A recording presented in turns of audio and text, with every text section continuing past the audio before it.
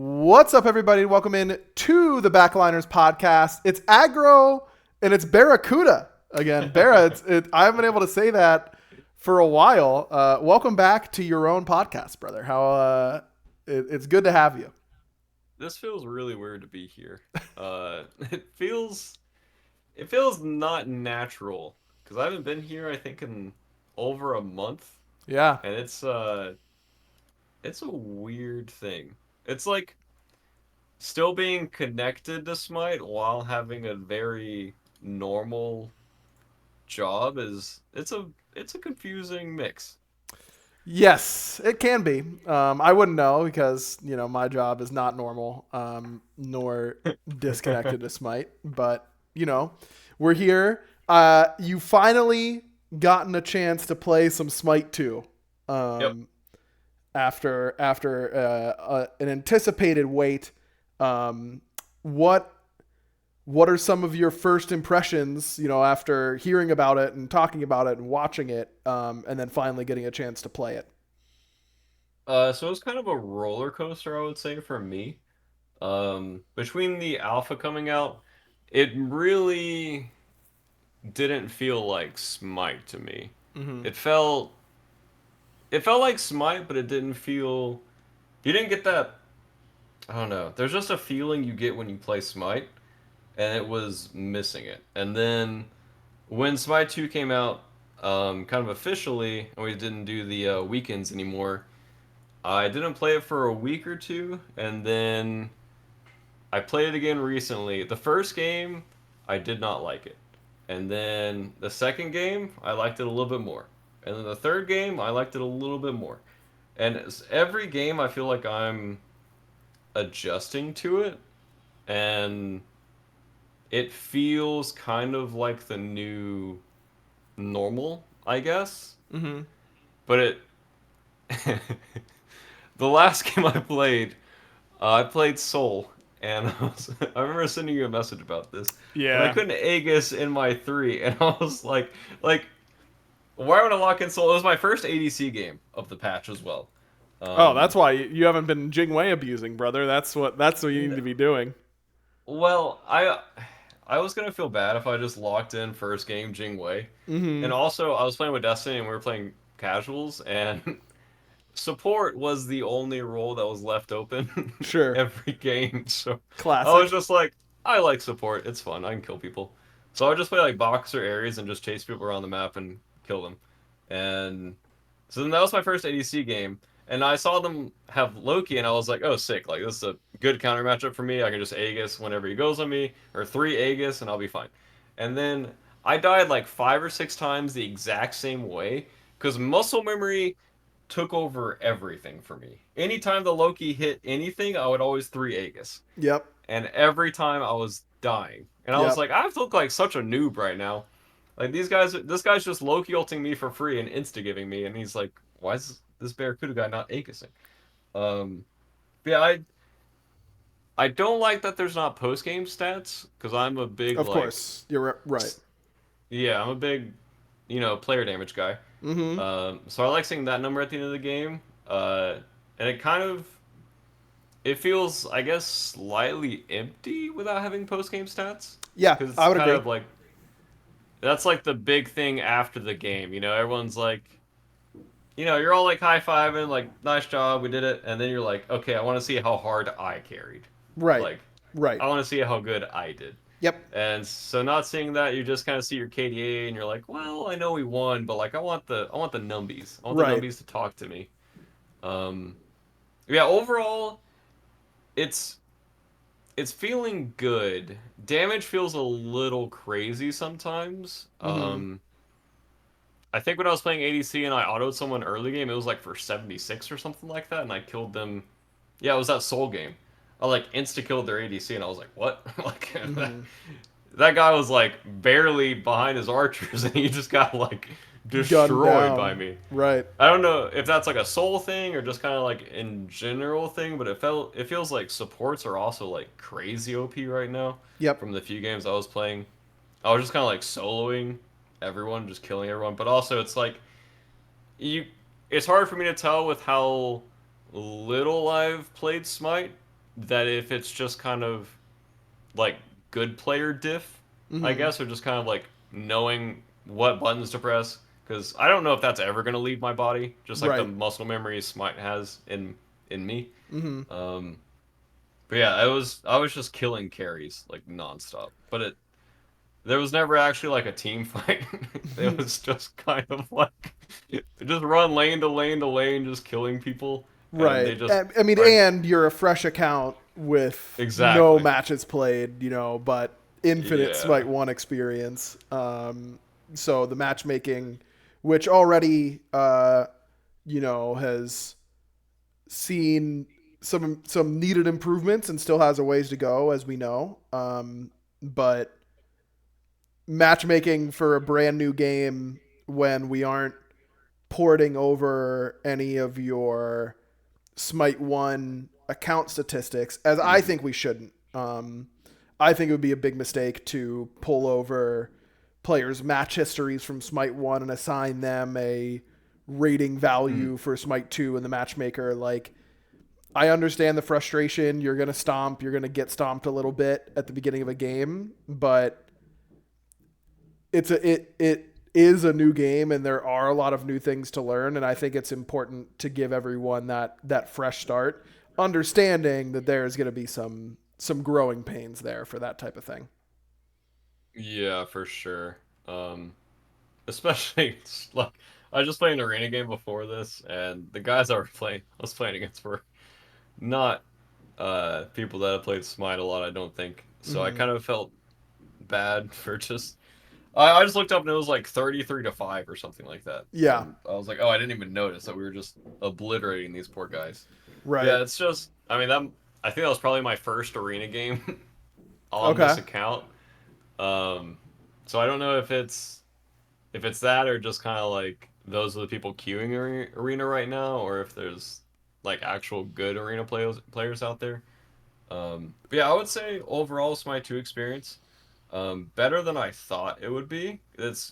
It is growing on me, and now that I'm kind of a full normie, um, I've just been using auto build for every game Yep. and just kind of figuring it out that way because it's like there's so many new items that for someone that doesn't have time to read patch notes and kind of be that professional player anymore. It's nice to just hop in, auto build, and just kind of like have fun that way. Right. But I know a lot of people were complaining that I guess the item store wasn't enough before, but then all the Smite 1 items were added, or a lot of Smite 1 items were added, and now I haven't heard that complaint in a long time. Yes. Um, so yeah, I feel like it's moving in the right direction, but I just need to I probably need to play ranked a bit and just kind of feel out the game that way because casuals don't really give you a full. Casuals just kind of make you feel like the superhero. Sure. Um, but yeah, I probably need to play ranked a little bit to get the actual experience. Yeah, I was watching a little bit of the. We added a new thing in this closed alpha 2 patch that just went live today, called the Elite Ranked Queue, where you Hmm. can only access it if you're above a very high SR threshold. I was watching some of those games and I thought they were pretty interesting. Definitely different than the average ranked game, I'd say. Still a lot of stomps, but in more coordinated manners, which getting those really high SR players into their own queue is beneficial for everyone. It's good for those high SR players, and it's good for the general populace because they're less likely to be in your game and making Hmm. you not have a good time. So excited about that. Unfortunately, I did not get to watch a lot of the competitive play this last weekend. I know Elion and Zatman's team won the NA side. I actually didn't see which EU team won. I don't know if someone in chat could help me out. There are some really stacked Uh, EU rosters. Genetics team won Oh, every okay. game. Genetics team won. Okay, cool. So Hmm. yeah, his team's obviously really good. Um, and it's kind of like his team and Dardez's team are the two that I'm most in tune with, of course. Hmm. Um, but excited to I took a good look at the stats coming out of it. Yeah, thank you, Rico. It's Genetics, Lasbra, Streak Up, Theeks, who formerly Big Man Tings, and Variety, which is obviously a very, very good team.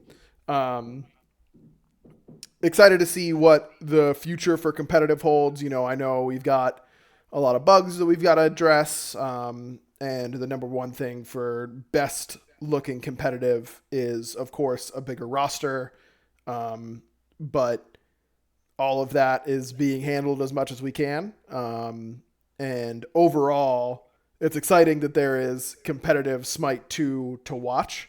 Um, and probably after this, I'm going to unwind with doing some VOD review of those games, which should be pretty fun. But Yeah, before, sorry, go ahead. honestly, I watched a fair bit of it, because I thankfully had a relaxing weekend, and I Oh, was like, nice. oh, good, like Smite competitive's on. So I got that kind of that fix, it's like it just felt so good to watch Smite people play again. Yep. It seems like early game is very obviously impactful. I pay Yes. attention more to NA than EU, I will say. Um, but for the NA games, it was very early game focused. Rat Milk kind of dominated when he got Susano, but unfortunately, I didn't get to see the game that they lost. They lost in semis Mm-hmm. to Valo's team. I don't remember the rest of the roster. I just remember Valo's on there. And then they went up against Zap's team in the finals. Um, I'm pretty sure Cowabunga would have beat Zap's team, but Yark DC'd at 10 minutes and then didn't come back, or couldn't come back. Mm-hmm. His game just wouldn't load back in, which obviously alpha, whatever things are going to happen. Sure. Major Um, bummer. that that game probably should have been remade, but I assume why, or it makes sense why it's not. But as a player, as a pro player, it feels like it should have been. Mm-hmm. Um, and then Zap's team was just kind of the better team in finals, and I wanted to see more of Rat Milk, because he's on basically an insanely stacked roster.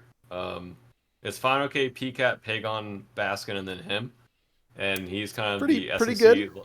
Pretty good team. Yeah, I mean, you guys have heard of these guys like a little bit. Yeah, once or twice. But some of the most mechanically skilled players to probably ever play Smite. Um, and it just kind of shows that that team hasn't scrimmed at all, by the way, at all before Mm-hmm. they came in. And so it's not surprising that they lost to somebody and didn't make finals. But I think with how it's laid out, it's pretty easy to make top 16 anyways for the next segment they're going into. Mm-hmm. It just kind of depends on how much you care about your placement. And to me, it just depends on if you want to be on Cowabunga side of the bracket or if you don't. Um, but yeah, it's pretty interesting to see, I guess, how Sunder and how early games have affected kind of everything. Because if PBM and Aurora are both professional support players in Invade meta where you can Sunder, it's just going to be a very messy start whenever scrims actually start Mm-hmm. showing how to invade or why to invade. And I haven't been able to watch too many of their scrims lately. I know they've been streaming them. But I assume closer towards impactful tournaments. Because I don't think these weekends are too impactful. Because I assume all the good teams will just be top 16 anyways. Sure. I think that's a I fair assume assumption. I assume that people will just stop streaming scrims whenever it gets a little closer. Because that just seems a little too risky. Like if back in SPL, if I knew what a team did for the last 15 hours of practice before that Saturday or Sunday, I feel like there's no way I would get out drafted. Like that Mm-hmm. just seems ridiculous when you've seen everything that they can do. Sure. Like you just have their coach or whoever it is just literally OBS record their stream. So if they delete the VOD, if they do anything, like you have that entire VOD of them playing. Like that just seems like such a big buff if you're playing that team. I don't know. I know that people are streaming scrims now, but I cannot see that happening or staying for long term. No, I think it's because it's early. There's not too much you can do to outmaneuver and draft, anyways, with how limited the roster is currently. Um, and that it's good. interesting content that won't actually impact their chances too much, like you said, of making something like top 16. I would agree that the teams that are serious about winning in Vegas will not be streaming their scrims almost certainly as we get closer and closer to Vegas. Mm-hmm. Like that just there's no way. Because I think PBM's team is even streaming with comms, I want to I say. believe that is true. Yep. I watched Nika's stream, or I tried to watch, and then it was like the first day that scrims were being streamed, and then they turned off comms. I'm like, well, I can't listen to this at work. Like, Right. I don't have to, I can't watch and like I can just listen. So, um, yeah, I was kind of sad, but I mean, obviously, if I was in their shoes, I don't think I'd be streaming scrims. Yeah. Maybe right now I'd be streaming scrims, but down the line, there's no way. Sure. Would you oppose a teammate wanting to stream scrims? Like you wouldn't do it necessarily, but do you feel like there's a difference between you doing it and someone on your team doing it, or is it all the same? Funnily enough, it would depend on the amount of viewers they had. Sure. If they had a lot of viewers, no. But if it was just like not that many, then it'd be fine. But fine for now, but no close to a tournament. Like a month before a tournament, I would not want you streaming scrims. Sure. Anytime before that, I don't really care. Because I mean, right now in NA, there's probably like 3 to 4 good teams, Mm-hmm. like good teams that will make something happen at Vegas, and then I think for EU is probably 2 or 3. Mm-hmm. But there wasn't as many pros coming back as I thought there would be. Um, I think I counted like 17 in NA, I think, which seems like a low number. I don't remember if it's Yeah. 17 or not, but I kind of figured that there would be more, but there's always been this thing in the community where people want to see new faces. Yep. So that's probably a good thing for now, but we'll just see if the new faces can make an impact. Like players like Rat Milk, I feel like are kind of gifted a spot where it's kind of you are just on a team with insane talent. Yeah. Like people are gonna know you regardless. Like especially with how he played this past weekend, where he was just like it was like rank jungling where he was just going around and killing everyone. Pagon looked lost, unfortunately. That was pretty crazy to see. But I assume that he has not played a lot of Smite since then. Mm-hmm. Or practicing lately. But yeah, I'm excited to see kind of down the line where teams go and if teams continue to stream their scrims. But yeah, the NBA meta is definitely fun to watch, but it's probably very annoying to scrim with. Sure. I mean, it makes your early games much more volatile. Mm-hmm. As a spectator, I have always loved invade metas because, particularly as an analyst or a chair two, like a lot of times the early game, there's a lot to talk about no matter what because, you get to talk about draft, you get to talk about starter items and build paths and comp setups and all that kind of stuff. But I don't want to be talking about starter item choices, man. Like that's just never been interesting to me unless someone does something out of the ordinary. Like, you're just kind of defaulted doing it because you need to buy time for your chair one because there's not really action happening. With invade meta, there's action happening for the chair one, and then there's actual analysis that I can give off of that action starting at 0 minutes into the game, and that makes it really exciting for me.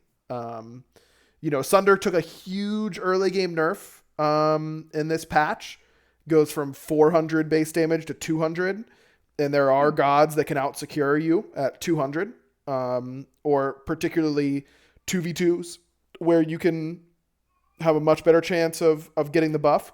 As I would tell you if I were casting, getting the buff is not always the point, but it does matter in some of these scenarios. So I think I'm excited to watch more competitive Smite 2 for sure. That's definitely going to be something that I'm trying to do quite a bit of in future weeks. And we'll be talking about it here on the podcast for sure. All right, let's talk about the main thing in this closed alpha 2 update, which is the 2 new gods, Amaterasu and Nuwa. Let's start with Ama. I'm gonna have a little bit less insight into Amma, but I will say that Nuwa was I was point on the design for the Nuwa port, so I have a good amount of thoughts to give there.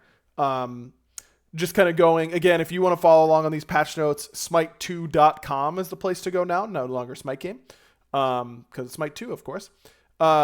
So Amma's new features, Divine Presence, which is her AO1, now applies additional duration-based buffs on activation to Amaterasu and nearby gods. So you still have the permanent, you still have the persistent buffs around you, still movement speed and white stance, still damage and red stance. But now, when you switch to red stance, you and allies around you get a burst of attack speed for a short amount of time. And you and allies, when you switch to white stance or gold stance, gain a health shield. That health shield scales up with her max HP. And we can get into some of her hybrid scalings in a little bit. But this ability was not very hard to use properly for the majority of the game because am I actively in combat? Stay in gold stance. Am I actively it answers no, stay in gold stance. If I'm actively in combat, maybe I want red stance. Probably better off in gold stance most of the time anyways. Yep. But now that attack speed boost for her and her team feels really, really good and actually makes her feel kind of like bursty when you can like change into red stance, pop your 2, dash in, triple auto really quick with that burst of attack speed. It feels really, really good. And the health shield's a new angle for her to be that more supportive warrior that she's kind of always been. So I'm a huge fan of those new features. Any thoughts on those burst duration-based buffs there, BaRRa? Pretty cool just because, in my opinion, Alma's kit's kind of always been a little stale to play. So any kind of spice to kind of make your brain turn on when you're playing this character is probably pretty good. Mm-hmm. Yeah, she's still kind of the buff warrior. It looks like kill objective warrior. Yep. Do you think she'll stay in solo mainly, or lean a little bit more towards support? Because she was support very rarely in SPL. There was occasional metas, but do you think she stays over there? I think she's much better in support now than she used to be in support. Okay. I think she's still very good in solo. I think that there are gods that make your laning phase uninteractive, either by being super pressure heavy themselves and therefore kind of uncontestable. Tyr is a good example of this in Smite 1, where Tyr just neutralizes the lane because he outclears you, he outheals you, and then he runs away. And there's like not really anything you can do to force him to fight you, unless you're like Artio. And then there are lane neutralizers in the sense that, it's like Sobek solo or something like that, where like there's no point in stomping this lane because they're going to get to their effective point no matter what. And they can just bleed farm and it won't matter. So starving them of that doesn't matter. In those types of matchups, she's obviously still very good in solo because she's a team fight first god. She might struggle into, Mordred. I know people don't have a particularly high opinion of. I think he's a lot better than people give him credit for. His early lane is pretty strong.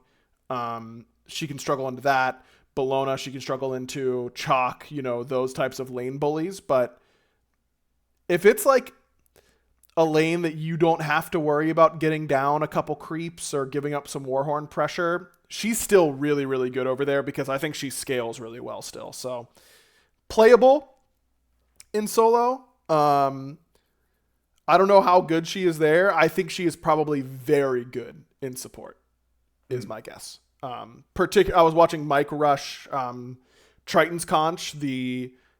It's health and strength and intelligence, and gives an aura that gives all allied gods strength and intelligence based on your level. Because she uses both strength and int and HP, all three of those stats very well in her scalings, which we'll go over in a minute. It looked really good. Mike's always been an Alma support player a little bit, but so, take it with a grain of salt, but I think she looks really good there. How is Shogun's right now? Is Um, Shogun still good or kind of on the I cusp or think what? it's good. I think support item slots are really valuable. Um, Okay. because they have some of the most impactful active items. Um, and you kind of want like restorative amanita, which is the mushroom heal. You kind of hmm want, hmm I think, Eye of Providence is your best first item right now in support after the Thieves nerf.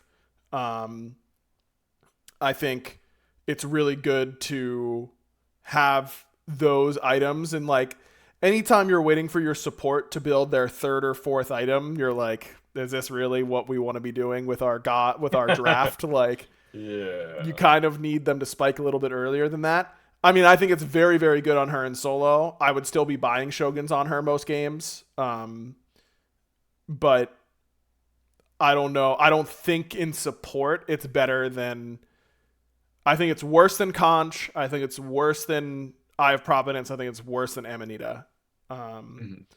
Amanita did get nerfed, so maybe it's not as good anymore. We've been playtesting a lot internally. Only one day of it being live. But we'll have to wait and What see. is what is the beads item called? The AoE Oh yeah, and healing Talisman beads. of Purification. Right. Yeah. Like sometimes just a must get in order for your comp to function into Ares, Fenrir, whatever it may be. Yeah, if you're playing support and you aren't getting Talisman of Purification and your carry is dying over and over to Ares ult, like, is it their fault? Kind of, sure. But I think support in Smite 2 is unbelievably fun because you have so many different items to go. Your active items are super impactful. Your team fight Mhm. impact is super high. Um, and now a lot of prod items got buffed. So you should feel very, very tanky. Um, I think support, and I think all their gods are like super fun. And I think they have the most viable gods. Because you've got your guardians that are in there from Smite 1, Ares, Bacchus, Athena, Ymir. But then you've got Fenrir, you've got Hecate, I think, can play support. I think you've got Amma now as a very good support. Um, You've the, got Anubis if you're Jake and you want to build full damage. you could do that. Yeah, you can. That is definitely an option available to you. I've been stopping in the occasional Jake stream, and every time I do, he's just a full damage mage, and I'm like, this is the most Jake thing I've ever seen. Living Like, his best life out there, brother. That's what he's like always destined to do. tanks are so OP, prod items are so OP. Like when I was playing support, I never felt like I was dying, Hmm. like, or there were counter build options for me, and that's the most Jake thing to be like, yeah, this thing's super OP. I'm not gonna do it. No, he's Like just gonna I'm kill just them.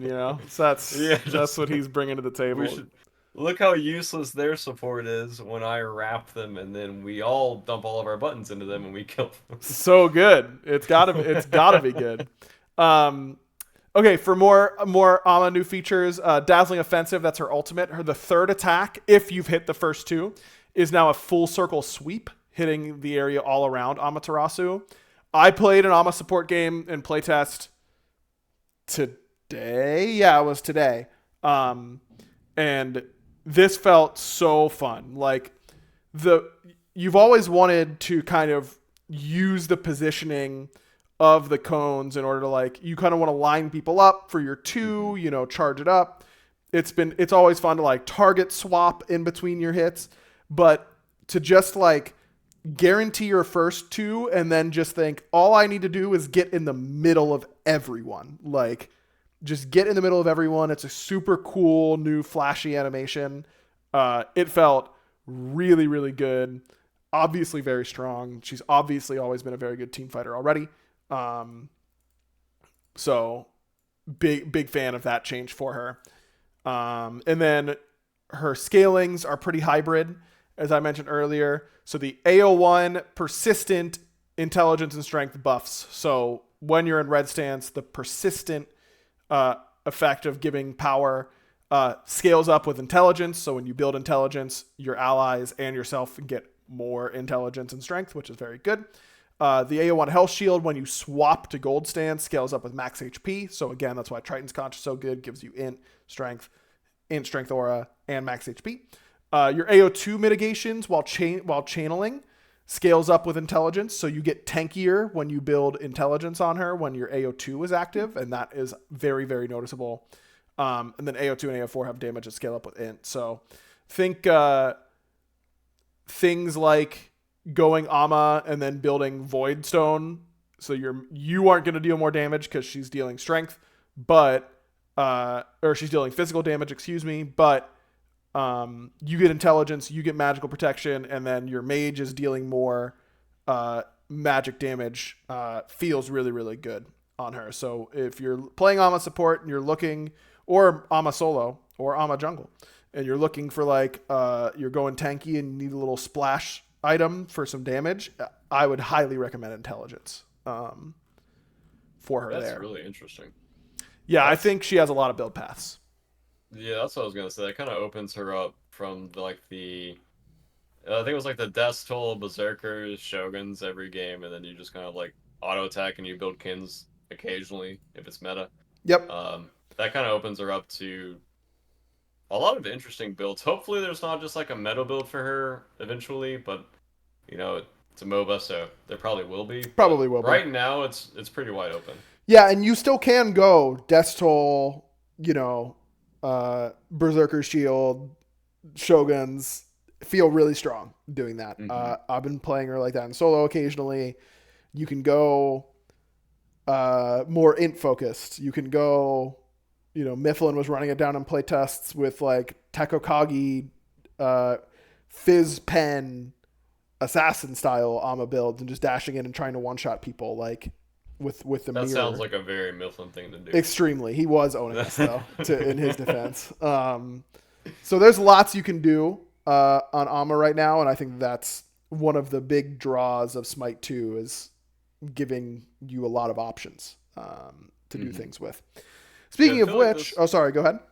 I was saying it makes her team fight a little bit better, which I think her team fight was probably pretty good in ranked, but in SPL it was really bad. It was just kind of like you walk to an objective and then if no one's there, you hit the objective. But late game Ama was just like you don't do enough damage to kill anyone. And I think the AoE stun might be enough mixed with like the health shields and the more mitigations, depending on what build you can go.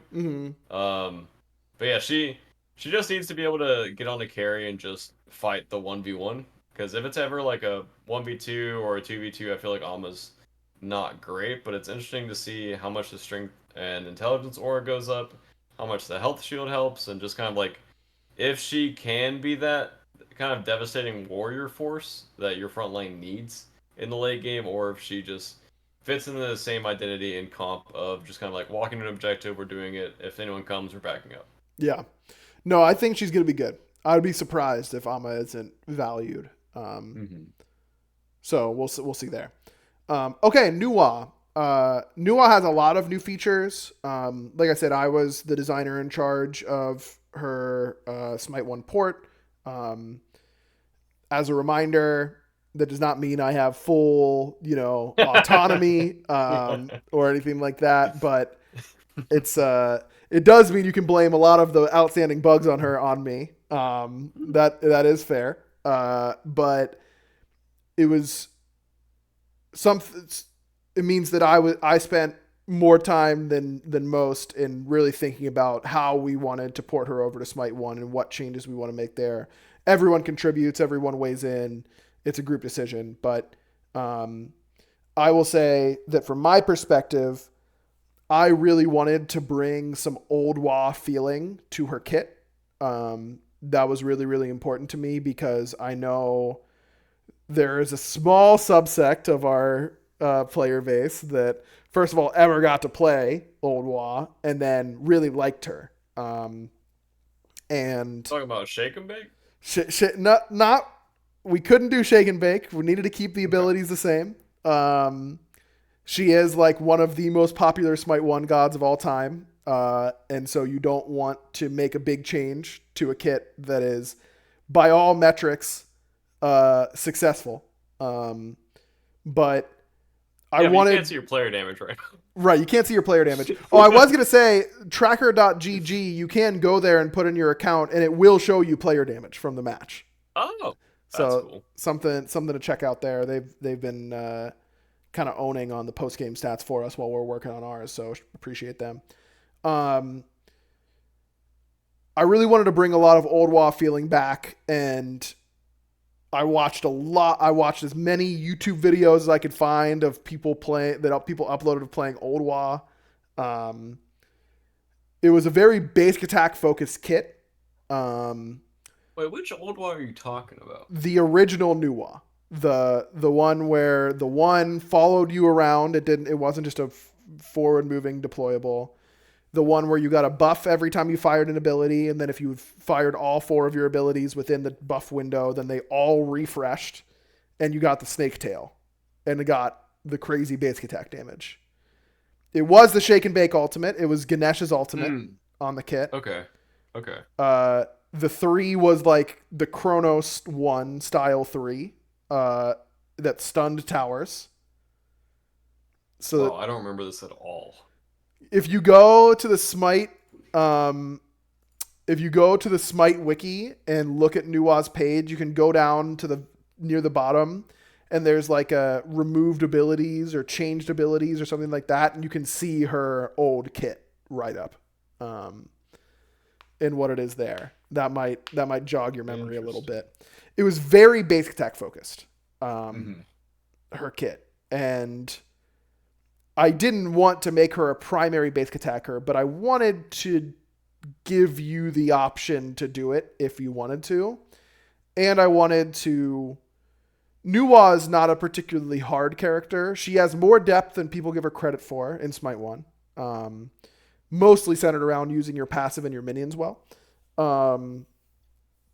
But yeah, I just wanted to kind of bring some of that into Smite 2, and I think that we landed in a really good spot. So...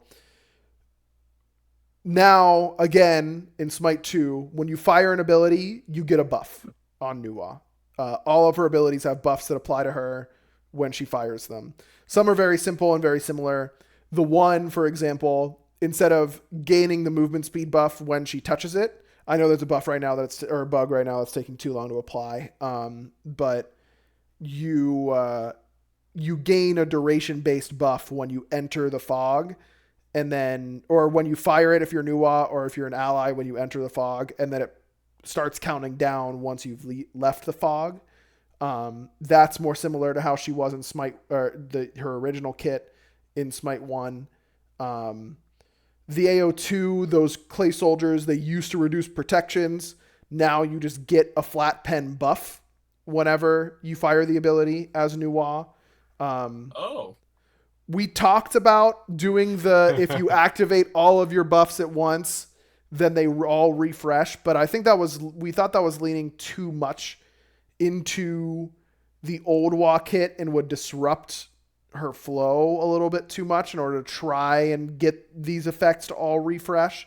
It's not something that we can't do in the future, but I don't think it's super necessary. In order to bring back the feeling of stunning towers, her clay soldier explosion now stuns towers and phoenixes. I know this is not working currently in live. Broke at the last second, but will be fixed. We have a fix ready for it, just a matter of when we get to deploy it. And then after using your 3, she gains a buff which makes her basic attacks do splash damage. This is similar to how she worked in her original kit. And means that she couldn't keep her old passive. Her new passive from Smite 1, I guess.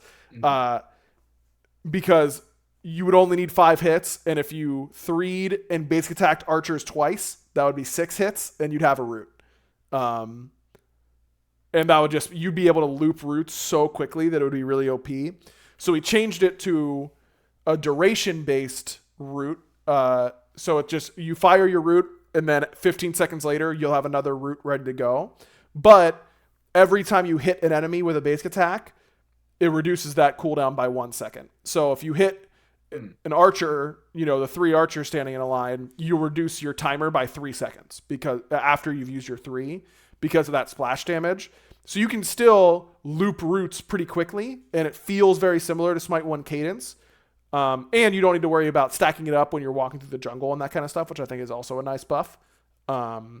But I saw a lot of thoughts online on Reddit and that kind of stuff about why we changed her passive from every 5 basics to 15 seconds. And the reason is because we wanted to keep the splash damage component on the 3, and it just would have been super OP. And the quality, like there are situations where it's nice to have it just on a cooldown instead of needing to hit those basics anyways. Mm-hmm. And then after she ults, you gain a buff that makes your basic attacks go farther and faster. So it's kind of like a Ishtar 1, but the sniper shots of the Ishtar 1. And the coolest thing about this kit is that, in my opinion, is that all of these base attack buffs can stack. So if you ult and then you 3 and you have a root ready from your passive, your next basic will travel faster and farther, hit in an area, and root all enemies hit. Oh. Because that seems crazy. So you can do some really, really cool stuff with that. Even just using your 3 in order to multi-root 2 frontliners running at you has felt really good. I've done that a couple times in play tests. Do I think that basic attack Nuwa is better than traditional mage Nuwa? I do not. I think traditional mage Nuwa is still better, and that is intentional. At least at first. We can always, if players are clambering for Nuwa, basic attack Nuwa to be stronger, then we can certainly do that. But the big thing was, for me, bring a lot of that old Wa identity. Don't mess up the average Nuwa player. These are all optional opt-in scenarios where if you didn't read patch notes, you might be confused as to why your basics are changing every once in a while and where your root is because it's slightly delayed. But otherwise, nothing has changed for you. But if you really missed old Wa and you want to go basic attack new Wa, it's much better now, especially once we fix the towers getting stunned. You can go back to your split push play style a little bit, though hopefully not as toxic. And you have an opt-in to a new play style while not messing up her current one too much. So those are the new Wa changes. I know I kind of rambled for a bit there, Barry. What are your thoughts? You're good. That's your character. You can ramble as long as you want. I was wondering if the AoE works if you're building crit Wa. Mm-hmm. Yep. Okay. So it can crit. Interesting. I assume that's probably not as good as I'm thinking. Like an Ishtar, what would you say, AO3, and then you're just critting. Yeah, no, it's not nearly that good because the projectile itself is still the width of a regular basic attack projectile. It's not adding. Okay. It's not like Jingwei 2 where your projectile gets bigger. It's the same. It just hits in an area wherever it hits. If you hit a target. If you don't hit a target, then it doesn't do anything. And it's a short stim. It's only 5 seconds that you get the AoE autos. How much damage is her ultimate doing late game right now to carries? Do you know that? It's not a lot. It's not a lot. We nerfed it. I think the damage off the top of my head, I want to say level 20 is 400 plus 30% intelligence scaling. Is I think the number we landed on. It is, of course, very strong when you build proc items. Like Soul Reaver being very good. You getting to proc Soul Reaver on all 5 members is good. When you have Blight, the red buff, that's very good. But the ultimate damage on its own is not particularly high, but we know how strong it is to have guaranteed damage on all 5 members in the enemy team, no matter what. That's unmissable. So it's certainly something that we're going to try and make sure isn't oppressive. It shouldn't until it's hyper late game. Nuwa has 7 items a 3K pot and Fire Giant. If she 60%s you from there as a carry, I could see that happening. It should not be doing half of your health for the vast majority of the game. Okay, good. Yeah. That's I think at like 4 items she would start hitting like critical mass in Smite 1. Before that she was just kind of like, if I get a good 2-3, I'm a good character. Yeah. But I was thinking from obviously the limited Smite experience or Smite 2 experience that I have, if she was going to be more OP now since you only have one relic, and so Aegis We is a talked lot about that. harder. Yeah, we talked about that a lot. That she puts pressure on you to buy Aegis. Mm-hmm. In a similar way that Ares puts pressure on you to buy beads, right? I don't think it's nearly as much of a death sentence as it is to not build beads against Ares as it is to not buy Aegis against Nuwa. But that is something that I promise from the first 5 minutes of meeting number one about what we should do with Nuwa and Smite 2, that has been a discussion point and been on our minds. So it's something that we are definitely going to keep an eye on, as making sure that ultimate doesn't feel like it's oppressive. I think its early game damage is as bad as it's ever been. It's really low damage early. And right now there's a bug where she's not getting assist gold from the reveal. She's not getting assist credit. So, and that was a large part of her getting to accelerate in Smite 1, right? Is that a gank is happening, especially in duo. If she can just press forward and get 2 assists, that would really accelerate her. We do intend to bring that back, the assist gold, because I think that is a fun part of playing her in lane, is like... Yeah, same with Shablanca ult. Right, exactly. Like, I don't think that that's a gameplay pattern that is unhealthy, but it does keep her from getting out of hand too early. That being said, I think her clear is insane now because of the splash damage on the 3. I think her clear is very good, so I think her early game, which has always been super, super weak, is now, I wouldn't say actively good, but I don't think it's actively bad anymore either. She's much more relevant as a character in skirmishes early on. Giving your allies movement speed for 5 seconds if they touch the fog, big deal. Not needing your dash attack to hit on the minions to get your flat pen buff or to get their protections reduced, pretty big deal. She's less good in magic heavy comps because she used to shred prots with the minion dash and now they don't. But she's better standalone because of it. So I think that there are trade-offs there. I think overall she's better than she was in Smite 1. And that, in my opinion, should be our goal, right? Like, we shouldn't be introducing these characters weaker than they were in Smite 1. Getting features just helps Scots. I'm looking at it from a perspective currently where every character should feel OP when you play them. Sure. And everything should... Like, when I Neath hold someone late game and I build, I guess, like, full intelligence, like, I want to see, like, a giant number. And you will. That character is nuts. Yeah, I was like, what if you just play against, like, a Neath Nuwa and, like, they hit 4 items? Like, what are you supposed to do? And then... It is like, hard. Neath, Nuwa, Loki, Ares, like, you do not have enough relics as a backliner to deal with those. I'll tell you this. A couple weeks ago, Mifflin was on and on and on about how he was on, in his words, a historic playtest win streak. He had won 15 playtests in a row or something like that. And this guy's playing to win. Right. Playtest? Number 1. Yeah, of course. Like, what are you doing? And so I wasn't able to make a couple playtests after he had started bragging about it, because I told him, you will lose the next playtest I'm in against you. Like, I'm going to end this streak. Like, normally it's whatever, but I intend to win.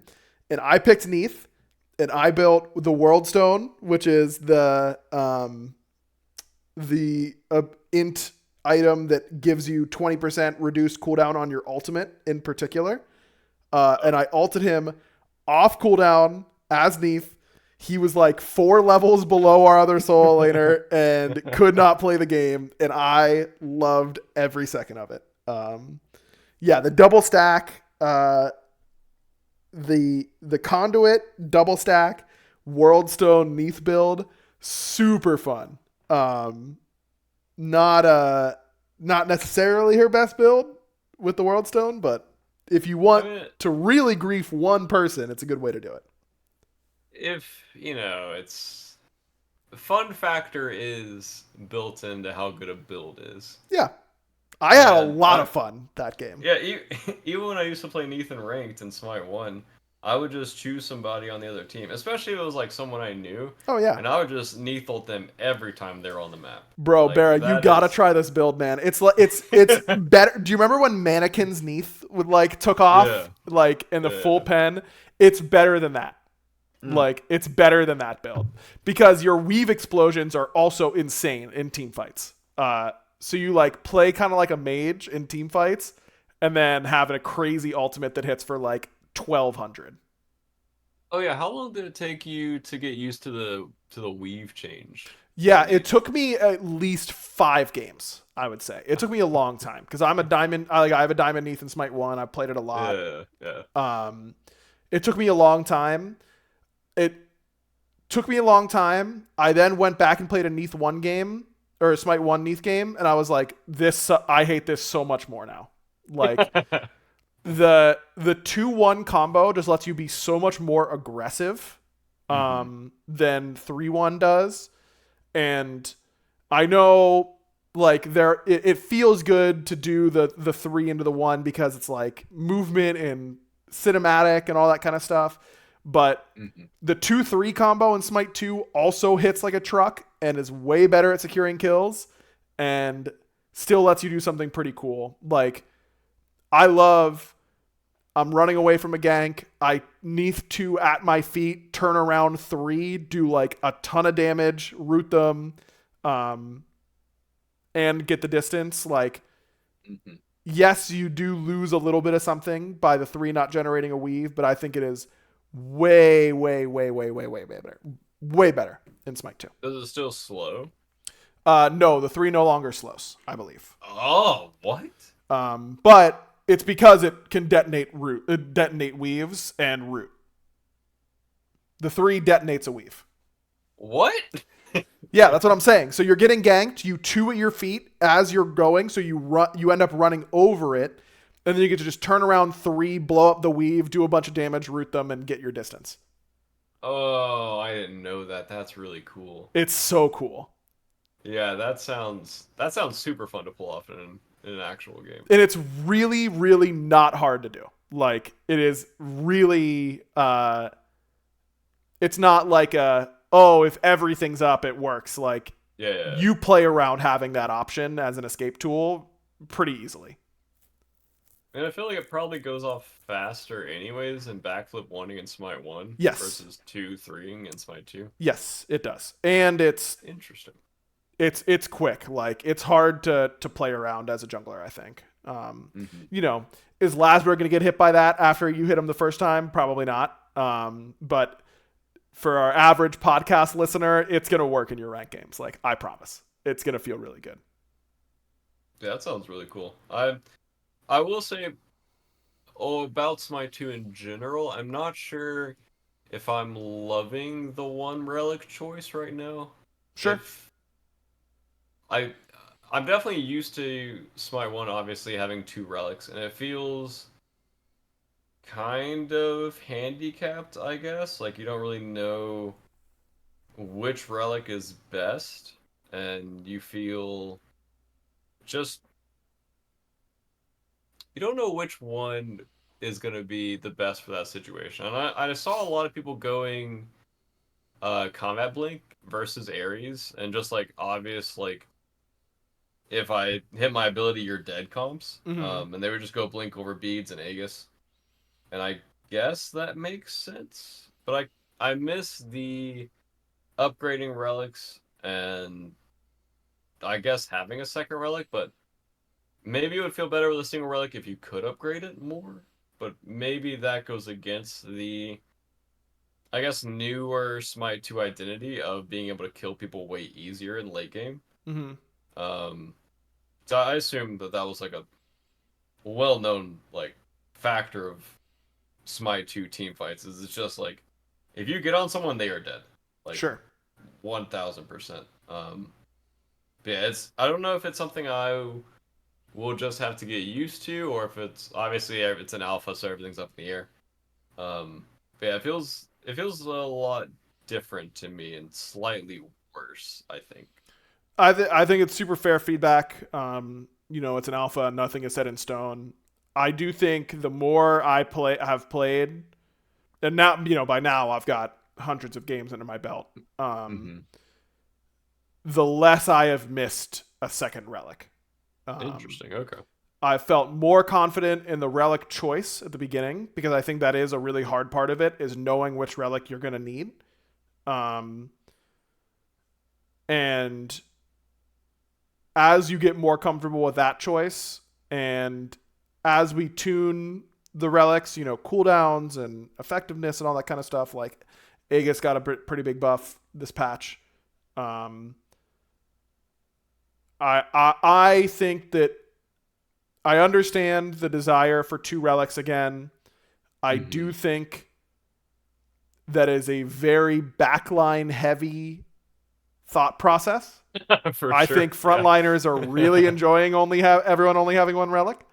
Uh-huh. Um, I think the overall game, personally, not speaking for the whole design team, I like only having one relic more than two, Hmm. and I would like there to be more. I do think we need more good situational defensive active items with offensive stats. So like Bloodbound Book and Bloodforged Blade, like those types of active effects that can replace Mm-hmm. relics in your build, and using the active item system.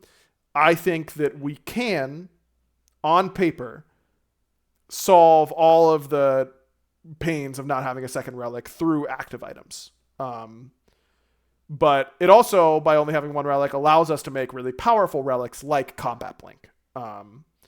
We could Mm-hmm. never give a jungler Combat Blink and Sunder, right? Or Combat Blink and Beats. Like, it would just be way, way, way too OP in my opinion. Hmm. So, we're gonna see. We'll see what players say. We'll see as players get more and more playtime on it, um, how they're feeling. Uh, as I've said all along, I think the number one request I have is for players is to not think in terms of do I like this particular system more than Smite 1? Uh, it's do I like this particular system? Mm, Like that's fair. we obviously Smite 1 is an incredible game. We have all loved it. Um, we all actively love it. But I don't You say think this like you're killing Smite One right well now. that's like I feel like that's how people interpret anytime I That's, say like you sound like you're like a funeral. it's Like like this yeah, is. like look, anytime I feel like we try and go against what Smite 1 has done, there's this knee jerk reaction like, no, we had it this way in Smite 1, we gotta keep it like that. And it's like, Yeah. I get it, but also like let's try and open it up a little bit. Let's try and push some boundaries that we couldn't push or chose not to push for whatever reason. And ultimately, land somewhere new and exciting that feels familiar yet different. That's what we're Yeah. going for. Funnily enough, the only time I missed a second relic was my one soul game. There you go. Uh, And that was a well, bug that we will fix. Like you will be yeah, able no, to Aegis in the three. I It'll feel fine. 100% assumed that was a bug. I just wanted to give Yes. you a hard time about it. No. So, Very fair. yeah. Very fair. Yeah, it's you definitely don't need them on frontline right now because the situations I die in, I was like, obviously I'm gonna die here, but I'm just gonna int for fun. Sure. Um, as a backliner, it was like, okay, they're on me. okay, I'm dead.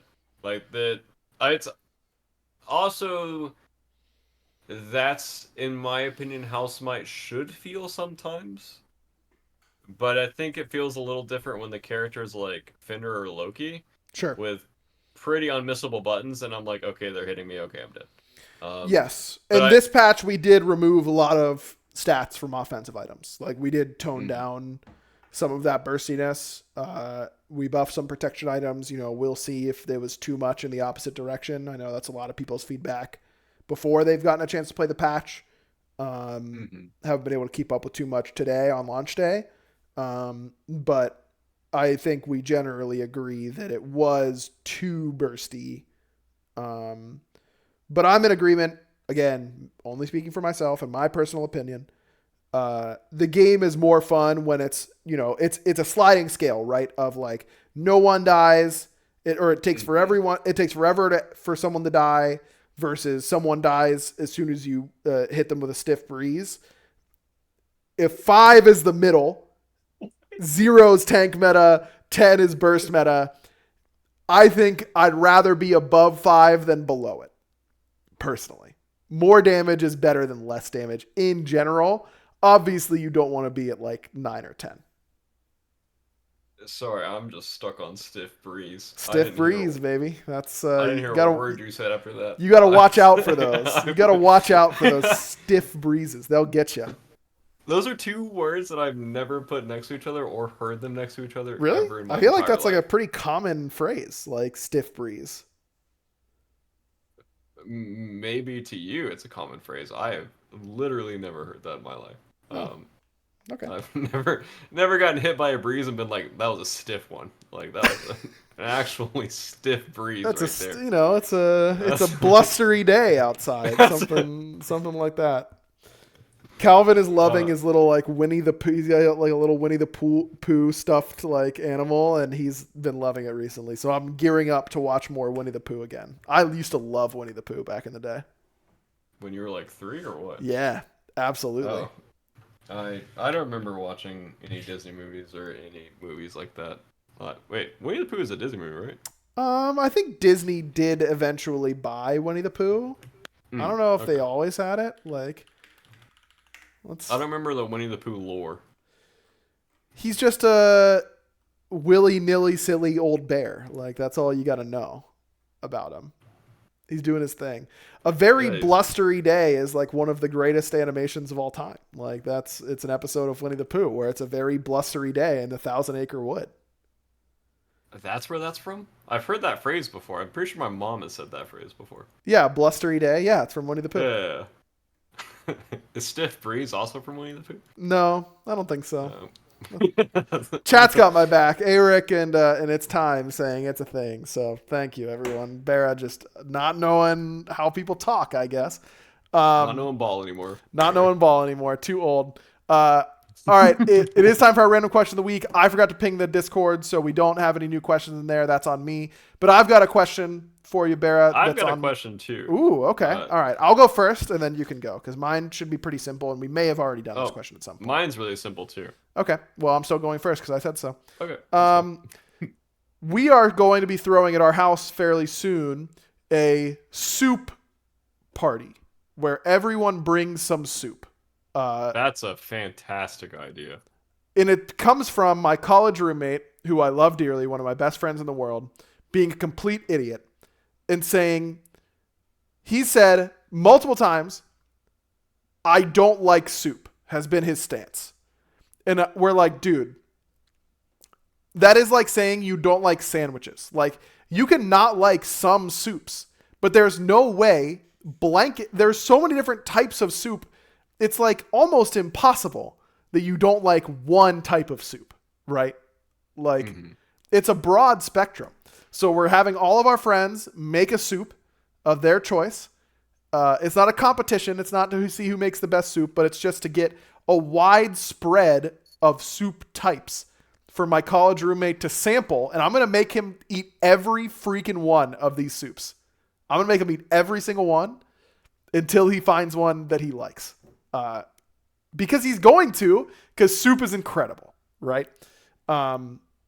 So What's your favorite soup, Bera? This one is very easy. It's just a potato soup. Yes, Um, yes, you do know it's ball. Of course I know ball. It's a soup ball. This is Soup my ball. favorite ball. Yep. It's like potato soup hits everything. It's soft. It's delicious. It can be like slightly spicy. Yep. You can put cheese in there. You can put bacon bits in there. You can put chives in there. You can put a little salt and pepper. It's just Little bacon, perfect. little Yeah, cheese. exactly.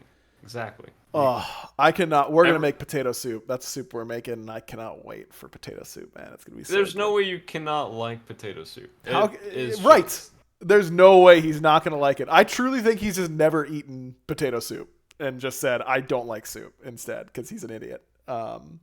Wait, does he have like a normal palate outside of not liking soup? I'd say he's a little picky, but not too much. Like I was really surprised when he said he didn't like soup.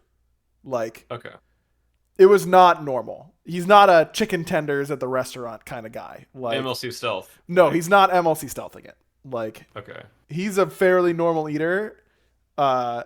That just had a ridiculous take that we're gonna have to remedy. Cathara in chat is saying that they like soup, but if someone forced them to eat 8 soups, they would no longer like soup. He's not gonna have to have a full bowl of 8 soups. Like I'm not gonna. He's not gonna have to roll out of here like it's Willy Wonka. Not that that's a bad way to go. Not that it is. He's just gonna have to sample all of the soups, and then he can eat whatever he chooses to eat after that. You need to watch his facial expressions very closely when he Yes, tastes I these do, and I soups. intend to because he's the type of person to be like, "Oh, you want me to like this? I don't like it." Exactly. Like it, as you can tell by the fact that he says he doesn't like soup. So but I know him really well, and I know when he's just saying something to say it. I'm very confident that I'm gonna know, but I'm gonna be watching him like a hawk. You gotta watch like the cheeks and like the corner of the mouth, like Yep. any like smiling or any like like I'm gonna watch you- the eyes. Like when you take a bite of potato soup, the light, a little bit of light leaks back into your eyes. Like you have hope 100%. again. And I'm gonna be Yeah, watching for that. is someone making broccoli and cheddar as well? I'm sure hoping so. My one friend said he makes like a roasted pepper soup, like roasted red That sounds pepper soup, and delicious. he is such a good cook. And I am like, we talked about this months ago, and I am still excited to eat my friend Jeff's pepper soup. Like it's Yeah, gonna that be sounds. so good. It's gonna be so As good. as I've gotten older, roasted peppers are like moving up the tier list of just things I want in my mouth. Yeah, Like I it don't is want like just like stuffed peppers. I'm still not super high on. what? I don't Oh, you know. have had a good stuffed pepper, dude. It's It is possible. I haven't eaten too so many of good. them. But like I would much rather have whatever you're going to stuff a pepper with. I'd kind of rather have like in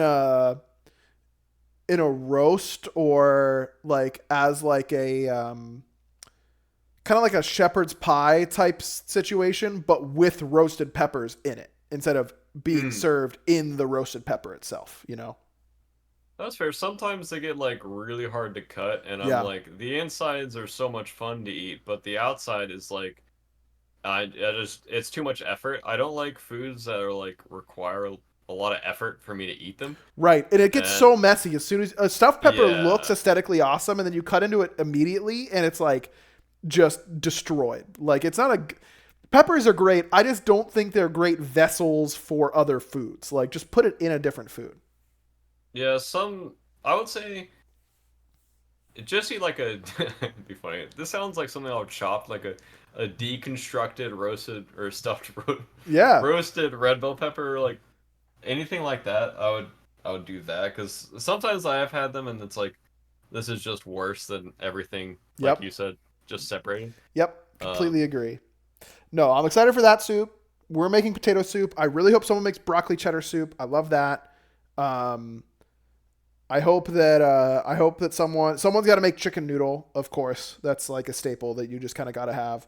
Tomato soup. We're gonna make some bomb grilled cheeses to have with the tomato soup. Like get some like expensive cheese and expensive bread. and do it that way. That's kind of the 5 main soups that I'm gonna need. Wedding soup I'd be okay with. Um, I don't think wedding soup's like that good. Maybe I haven't had a good one. But every time I've had it, I'm like, I'd just rather yeah, be eating a different soup. yeah. I'm not too dissimilar to you. Would you consider curry to be a soup? Huge Cleese is asking in chat. I don't think I would. No, Curry is no. curry. It's its own thing, Yeah, yeah, yeah, for and sure. it's great. You're not like, what type of curry do you like? And then you start thinking of soups. Like, Yeah. those are just two separate vessels. Yeah, Now, it's just different. if someone brings a stew, like a beef stew, to the soup party, do you think that that's like in bounds? I think it is. Yes. Like a Yes. thicker, like beef stew, what I would love to have at our soup party. Maybe not. Maybe. Yeah, I don't. The more I think about it, I don't think so. I feel like they're different just because I feel like stews are just chunkier soups. So I think there is a Yeah, difference. but how many different types of stews are there? It's like beef stew, and that's like kind of it. Like you can do chicken stew, I guess. I've never heard of that. Have you? No. No, you're definitely right. I don't know of other stews off the top of my head. I think stew is closer to soup than curry is. Like, Yeah, I would agree with that for sure. I hope someone brings a beef stew. Oh, cabbage stew. Cabbage stew is divine. I've That never is. had cabbage stew. Okay, I'm not the a few times. cabbage guy. I'm Yes, gonna you warn you are. right now. I'm not. I'm really not. Everyone's a cabbage guy if it's made correctly. I promise you. I don't know, brother. The no, dude, trust me. The few times I've had cabbage is changed my life. And then I'll eat it and I'll be like, this is one of the best things I've ever had, and then I just never eat it again. Okay, I just forget about it. I googled it, and this byline is kind of hitting. This flavorful cabbage stew with beef, onions, and potatoes simmered in a tomato-based broth is well worth the time. I would try it. Trust me, I would try it it. is not like I'm like eating a vegetable or anything right now. It hits Okay, but how everything. do you feel about coleslaw? I like coleslaw now. I didn't like it when I was younger, but I like coleslaw a lot now. I do not like coleslaw because I'm not a cabbage guy. I don't like coleslaw. Ooh. You eat cabbage or you eat coleslaw, then you're thinking about the cabbage, not like the crunch and the flavor, and Yeah, the flavor's you not can't very even good, brother. you That's what I'm can't even saying. you can't even taste cabbage in coleslaw. Well, I don't like mayo or anything like that, so Oh, that's okay. also gonna hurt me. That might be the bigger issue here. Yeah, but the You not taste of liking cabbage is mayo. also not great. I mean, there's like vinegar coleslaw, and I love vinegar, but I still don't really like coleslaw that much. Okay, okay. You might not like cabbage, but I want you to really If go into it with an open mind. someone brings to our soup party a cabbage stew, I will try it. Hmm. I'm gonna try every soup anyone brings. Like if someone's making you food, unless it's like something I know I'm not gonna like and like I will offend them by making a face when I try it, I'm gonna try it. You know, um, we're at to buy Can more you? bowls. I'm realizing this. Are you gonna show the spread in Discord? Yeah, absolutely, I will. Okay, sick. It's Nice. early. It's a little bit away. I think it's Hmm. like the first week of November because we have to wait for it to get a little cold. You know, Of course, yeah. for the soup party. It's gonna be good. Joe made a little invite with a QR code that takes you to a sheet where you can sign up for what soup you're gonna make, so that we can know if someone's making the same type of soup. That's adorable. You guys are gonna convince this guy so hard. I know, Like brother. I know. he's there's no way he eats like chicken noodle and he's like, yeah, I don't like this. Like that. I've never heard anyone say they dislike chicken noodle before. Yeah. It's a ridiculous position to have to say you don't like soup. Just disgusting. All right, what was your question? Oh, mine was just a simple like, what is Trelly wearing right now? Like, if Oh, you go to his stream, it's okay. I'm very unsure of what he's wearing right now. It looks like suspenders with like I'm a pulling up his pink stream. like skin tight shirt, and it's even in his title. Oh, Like, it's what is like bro is it wearing? like a it's like a chest hair like suspenders shirt. Oh, I got an ad. Is it chest hair? It kind of I looks thought like it those to were. me. I thought it was like a tree. I think it's supposed to look like he's got a hairy chest and he's wearing suspenders with no shirt. That's kind of what I got. Maybe. I don't know. I've got 40 seconds left until my ad is over. Um, here's one that Lermy brought up in chat that was a topic of discussion at work this week. You put chicken on a bun. Is that a chicken sandwich or a chicken burger? Sandwich. Thank you. Thank you. Roe and Mifflin were both trying to tell me that is a chicken burger because it's on a burger bun. And No, I it's was a chicken like, sandwich. it's a chicken sandwich, man. If you made a ground chicken patty and grilled that and put it on a burger bun, then that would be a chicken burger. Yeah, no, I agree. But just like a default piece of chicken, Yeah, you're definitely chicken sandwich. Yeah. Okay.